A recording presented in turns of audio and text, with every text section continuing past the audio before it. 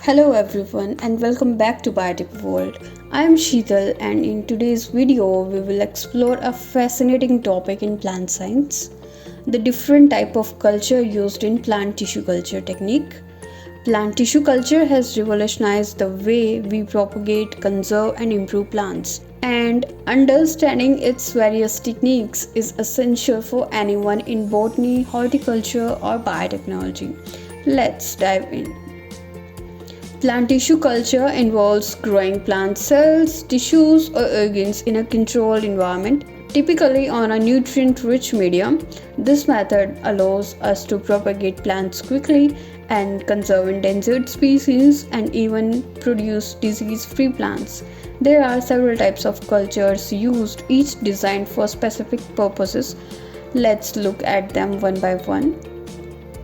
First, we have Callus culture. This involves growing undifferentiated plant cells, commonly referred to as a callus, on a nutrient medium.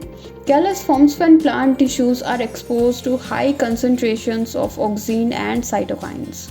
This method is often used for genetic modification, somatic embryogenesis, and studying plant cell differentiation. Next, we have suspension culture, where plant cells or small cell aggregates are grown in a liquid medium. The culture is kept in constant motion using a shaker to ensure proper aeration and nutrient distribution. Suspension cultures are ideal for large-scale production of secondary metabolites, such as alkaloids and flavonoids used in pharmaceuticals and cosmetics. Organ culture involves growing whole organs such as shoot tips, roots, or anthers in a nutrient medium.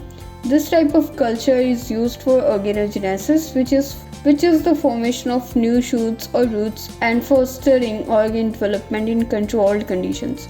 Meristem culture focuses on cultivating the shoot apical meristem, which is a region of actively dividing cells at the tip of a shoot. This technique is primarily used for producing virus-free plants and micropropagation of crops like bananas, potatoes, and orchids. In protoplast culture, plant cells are enzymatically treated to remove their cell walls, leaving behind the protoplasm. These are then cultured to regenerate into whole plant. Protoplast culture is widely used in somatic hybridization, where two different plant species are fused to create hybrids with desirable traits. Embryo culture involves isolating and growing embryos from seeds or ovules in a sterile medium. This is especially useful for rescuing embryos from incompatible crosses or immature seeds that wouldn't germinate naturally. It's commonly used in hybrid plants breeding programs. Anther and pollen culture are specialized techniques for producing haploid plants which have a single set of chromosomes. These haploids are invaluable in plant breeding as they enable the development of homozygous lines for hybrid seed production. This method is commonly used in crops like wheat, rice, and maize. In microspore culture, immature pollen grains or microspores are isolated and cultured to form haploid embryos. This is a more advanced version of anther culture and is particularly used for generating genetically uniform plants in research and commercial breeding. Hairy root culture is a fascinating technique where plant roots are transformed using the bacterium Agrobacterium rhizogenes. These roots have high growth rates and are used to produce valuable secondary metabolites such as medicinal compounds. Each type of culture has its unique applications, from producing disease-free plant material to creating hybrids and synthesizing bioactive compounds. Plant tissue culture has countless benefits. It plays a crucial role in agriculture, conservation, and even pharmaceutical industries. To sum up, plant tissue culture techniques such as Callus culture, suspension culture, organ culture, and others allow us to manipulate plant growth and reproduction in innovative ways.